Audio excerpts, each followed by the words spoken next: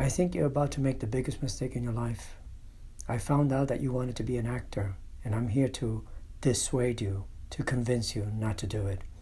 Here are 27 reasons, and I'm sure there are many more, why you need to think this over. Now, you're a total beginner. You've never explored this. You watch your favorite actors in movies, and you say, you know what, I can do that.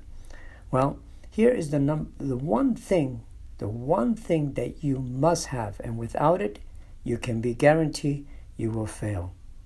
The one thing that you need to have in order to succeed as an actor, and no actor out there has succeeded without this, is perseverance. Okay? The ability to not give up regardless of what anyone or anybody says, because you'll hear a lot of no's. So let's start here. So, in no particular order, I'm going to give you 27 things that you will need in order to succeed as an actor. And hopefully, by the end of it, if you manage to, stick around and say to yourself, I'm still going to do it, then you're in for a big fight, because it's a long journey. Very few succeed and a lot of failures. But if this is your dream, and now nothing I say or anybody or your mother says is going to convince you not to pursue it, then I wish you the best. It is a tough field, but I'm going to give you a crash course on what it takes to be able to even get close to that finish line. I've already said the number one, which is not giving up. If anybody can convince you to do something else and you will hesitate, then you should be doing that other thing. So not giving up and persevering is one of the character traits that you must have in order to succeed, not only in this business, but any creative endeavor. The ability to memorize goes without saying. Actors do not say their own lines. They are given lines by a writer, and they memorize them, and they are able not only to memorize them, but the ability to make them sound like they are theirs, that is coming out of them like for the first time. And the ability to be able to do this take after take after take. If you're in a film or if you're on a stage, being able to do it 7-8 times a week. The ability, number 3, to improvise when things go wrong, being able to think on your feet like the character and go with it. Sometimes those are the best moments, and those are the moments that end up in a film. There are countless stories like that you can do research on, which, by the way, is another one that you'll have to be able to follow. Number 4, be comfortable in your own skin under pressure. You will be under pressure to deliver over and over and over and over again. And if you cannot deliver under pressure and be comfortable in your own skin, make it seem like it's nothing, that's the reason probably why you want to become an actor, because you look at the screen and you see how easy it is. Well, believe me, they make it look easy, but they work hard at it to make it look easy. So if you're comfortable in your own skin in front of a camera, then that's very good. Number 5, obviously, confidence that you can deliver. You have to have confidence. That does not mean that you have to be an extrovert. You can still be an introvert, be shy. There are countless top actors who are shy by nature and have worked their shyness and still be able to deliver with confidence, charisma on screen and on stage. So confidence is something that you lack. Maybe that's the reason why you're going into acting. That's not a mistake. Why not? Number 6 is research, which I just mentioned earlier. You have to do a lot of homework. You have to know what the background is on the character, on the circumstances of the scene that you're working on, and be able to do a lot of homework. If you're playing a part that requires you to be, for example, a doctor and you know nothing about medical, you're going to have to do some research on that so that it appears that you are a doctor. We move on to number 7. You have to love being around other people.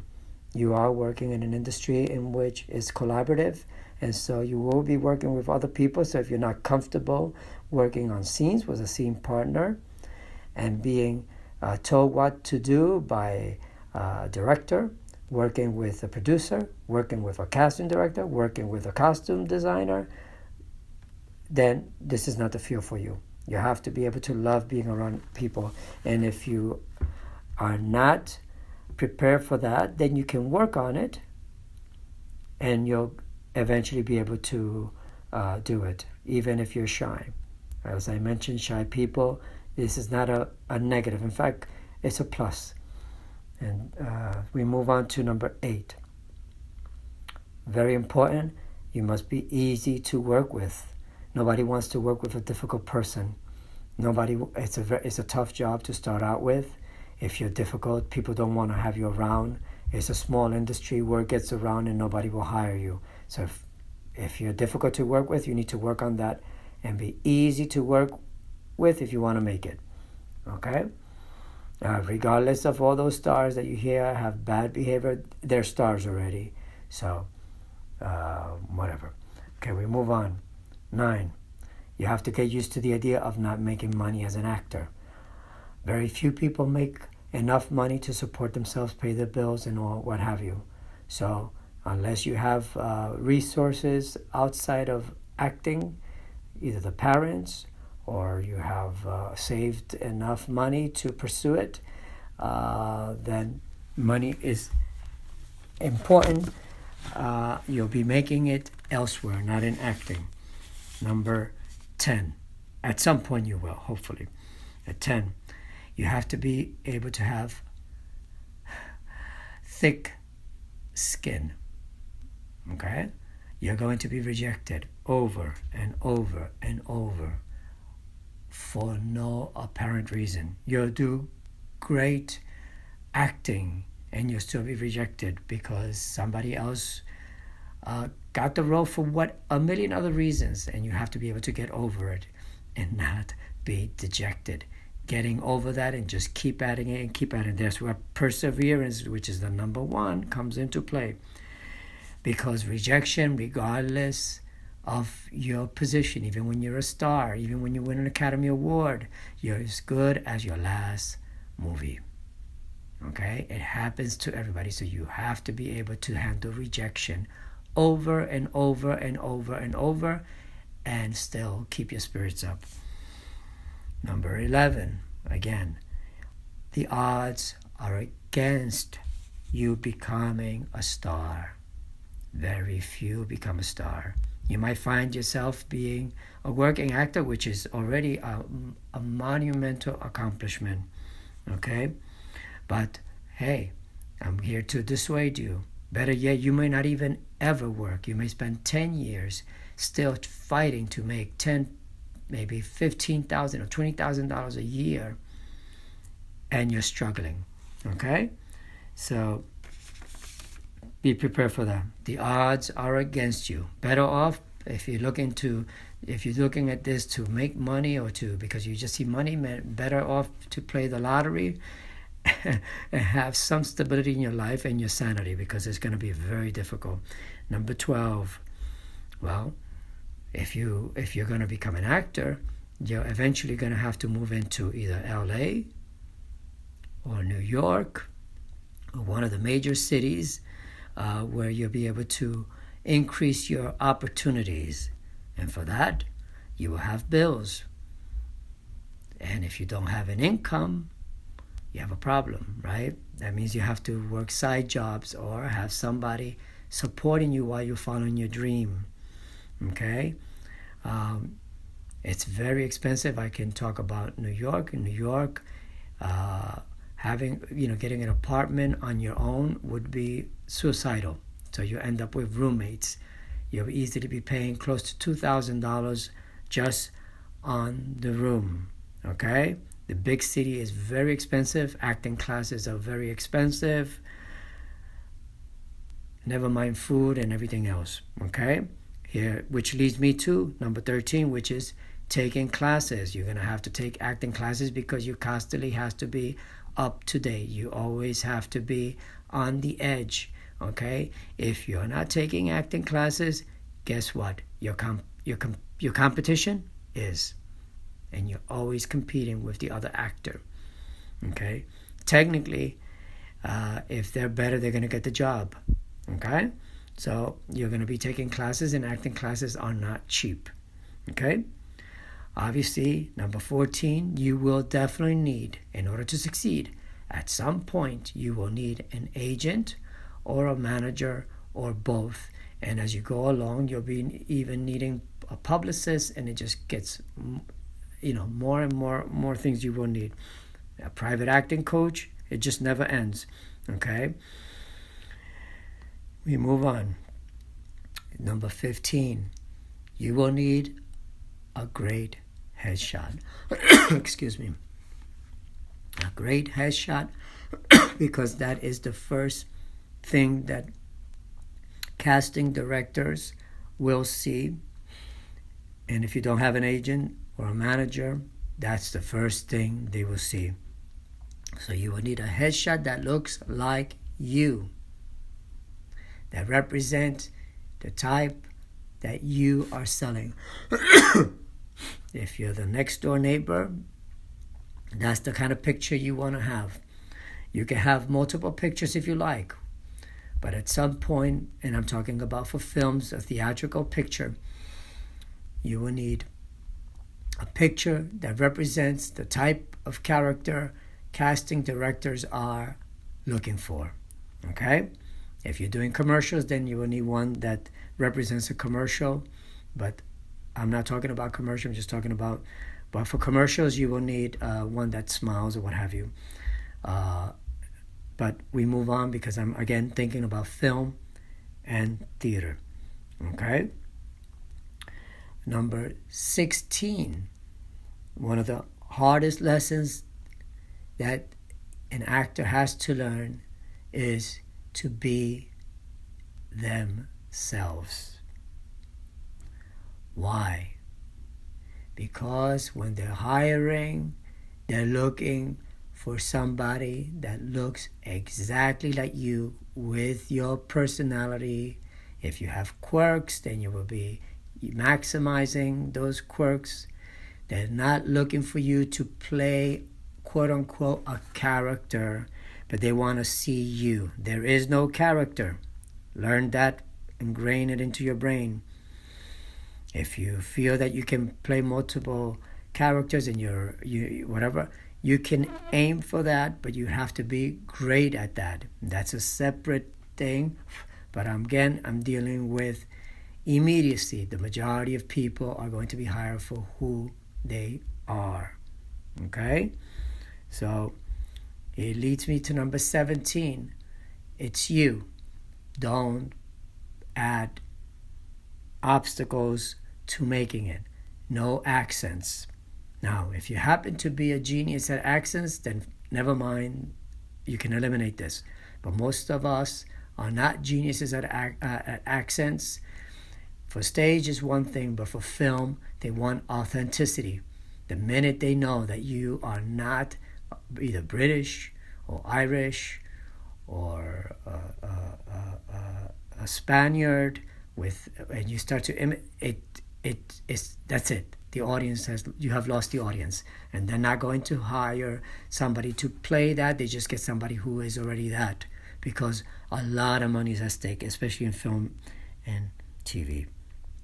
So, unless you're a genius at accents, don't do them. If it's a theater production and they want an accent, yes, you'll have to do that because that's what they want. All right? So we move on. So here we go. Number 18. Okay, so you're trying to get experience, and you get up, you say, you know what, I'll just do extra work. Extra work is a good way to get started, to see how it is, meet other actors, get the ins and outs of the things you don't know. That's great. If you can get extra work, fine. But extra work will not lead you to principal work. That will lead you to impress an agent or a manager. An agent or manager is looking to make money. Usually agents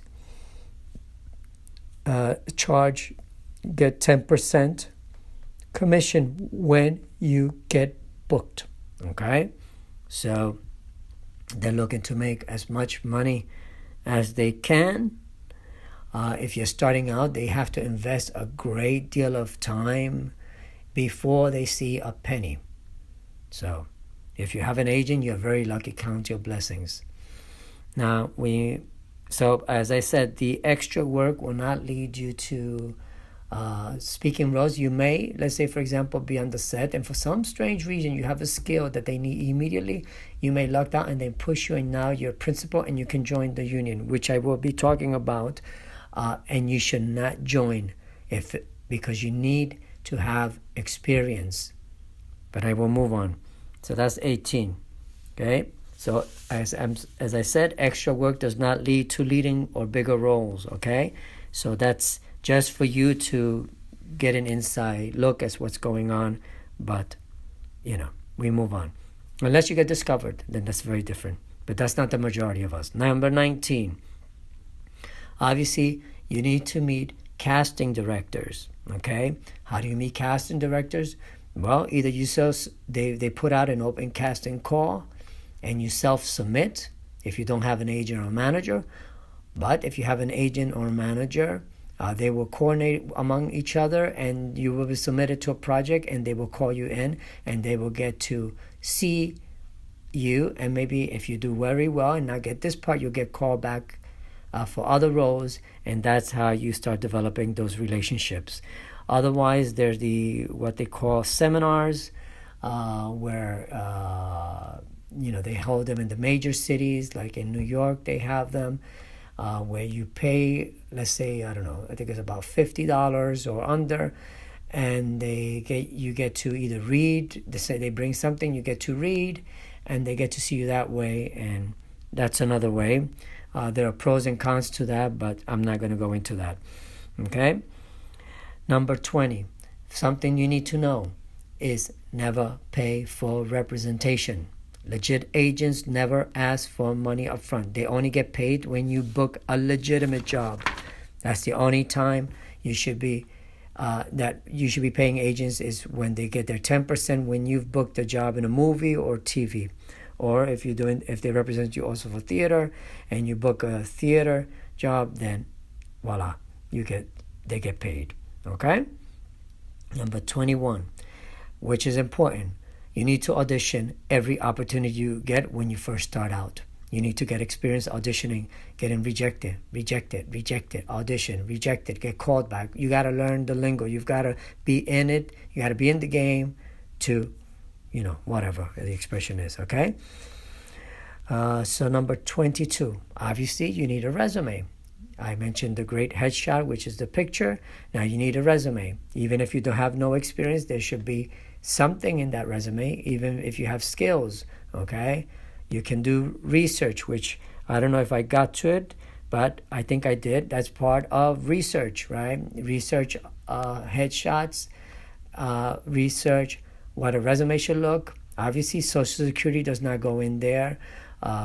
You would only put your contact information, which is a phone number, maybe an email if you want them to reach you by email, or if a phone number of an agent or a manager, whether you're union, not union, your height, your weight, the color of your eyes, the color of your hair, and your theater credits, your film credits, whether it's short film or a student film or what have you, and I move on. And any acting classes, and again, do your research, look at samples, okay? Obviously, if you don't have an agent, and even if you have an agent, you might want to self-submit, okay? You self-submit to projects that you hear about, through legitimate sources.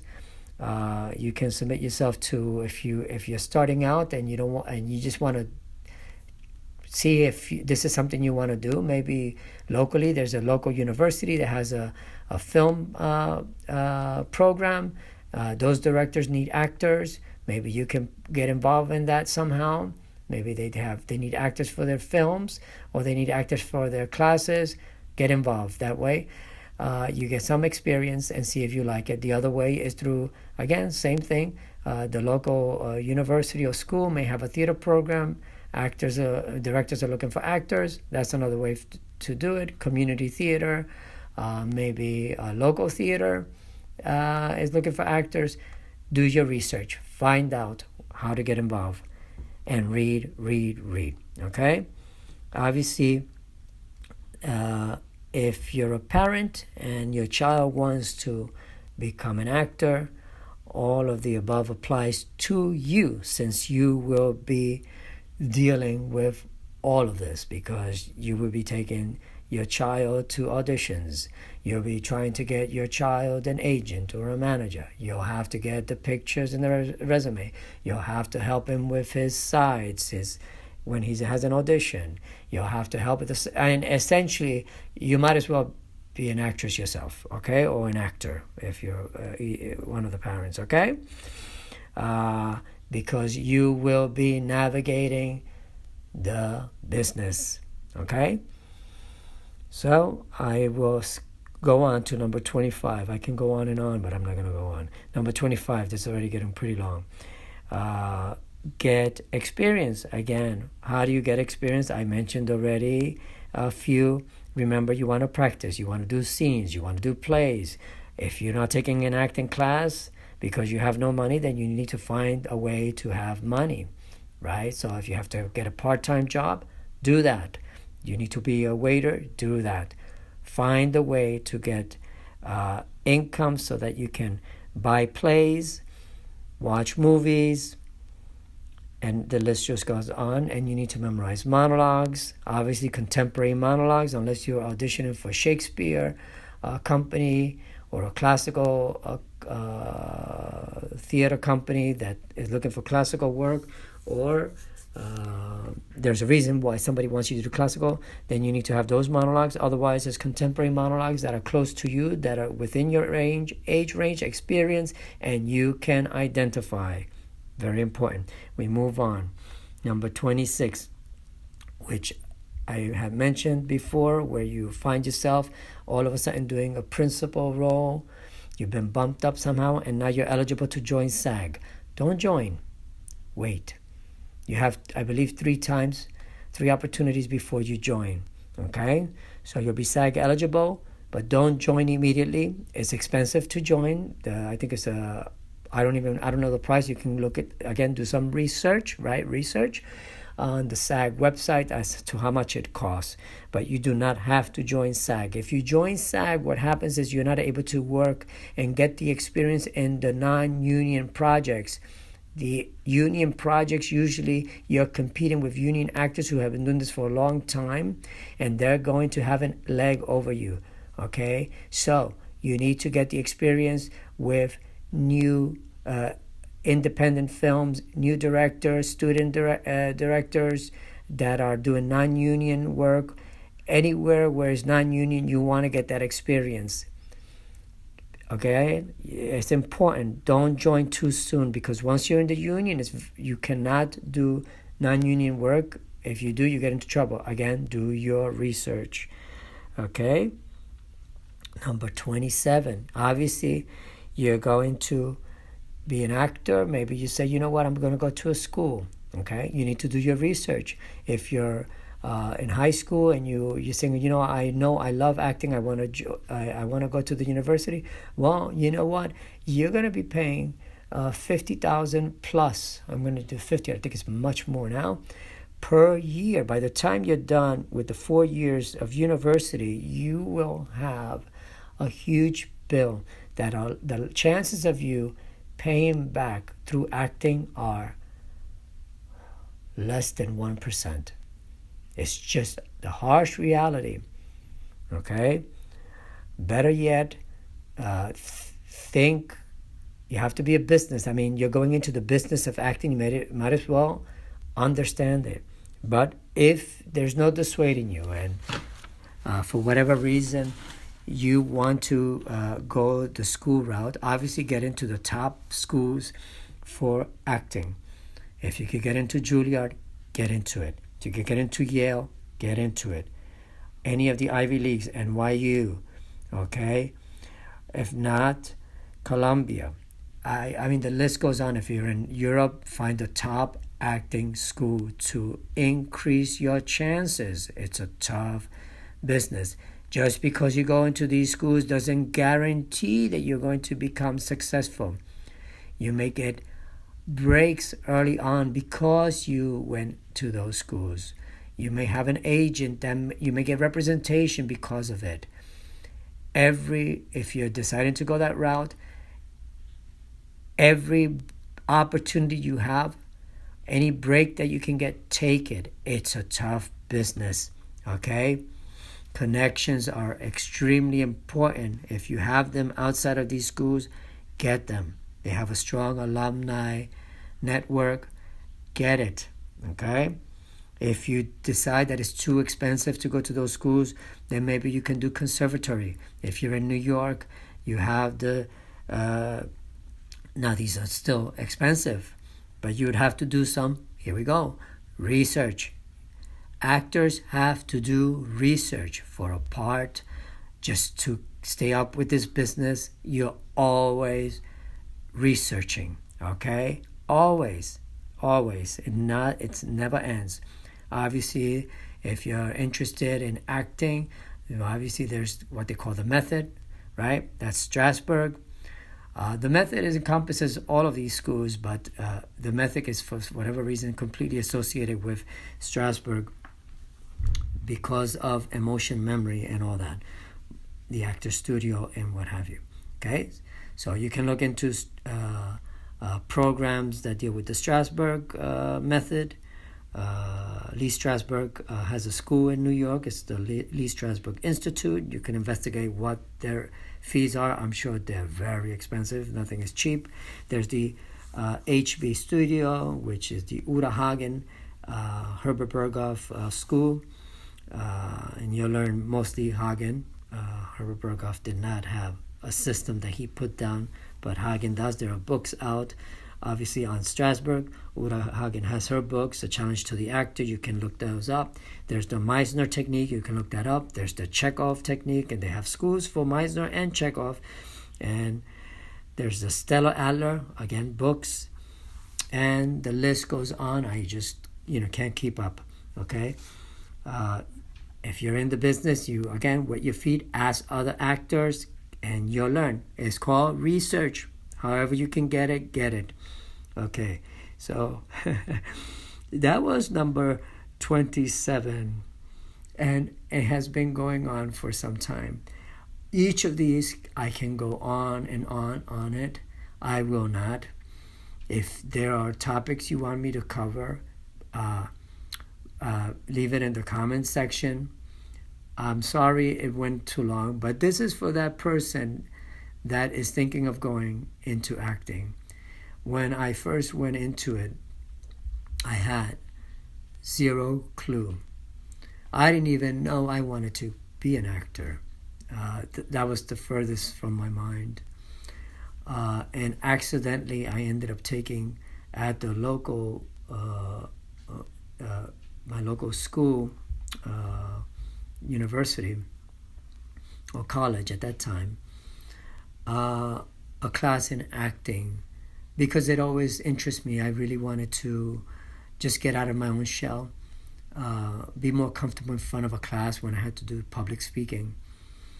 And I ended up taking, I believe, a year and a half worth of classes, and I basically abandoned my dreams, which I thought at that time, I abandoned them after spending 4 years planning for them.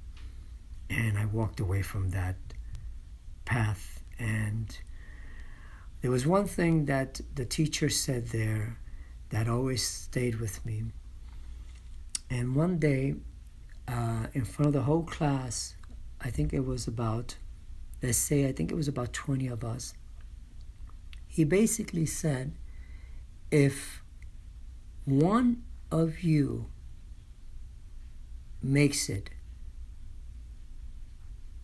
that would be something. The odds of you making it are astronomically against you. And I said to myself that, and I'm sure everybody in that room said to themselves, I will be that one person. I have sat through countless acting classes, whether I basically trained myself. I went through my own conservatory where I took every imaginable class that you can think of to help me, to increase my chances of being a well-rounded actor, because I could not afford to go to a school, university with a program. And the number of people that actually I saw in that class that I could say, wow, they became a major star, I could barely count on my fingers. And I'm not talking about 100 or 200 people. I'm talking about thousands of people that I've came across. So it is a very, very, very tough business. And if I can dissuade you, then I've helped you, because it will be very, very difficult. And the ones that stick around because they love it, even though they will be rejected time and time and time and again. Even when they know they will never make it, they stick with it. That's when you know you're an actor. Anyway, if anything I said has resonated with you, hit the like button. Maybe it will help somebody else out there. Subscribe if you are interested in anything that I've said here or anything that I'm doing. In this day and age with short attention spans, I'm even surprised you may be listening to the end of this. The other thing that you should do is, if you still think that you want to give it a shot and give it a try. And one thing that I didn't mention, this applies to anybody at any age. You can follow your dreams, okay? If you say, oh, I'm too old, there's no such thing as age in this business. You can still succeed.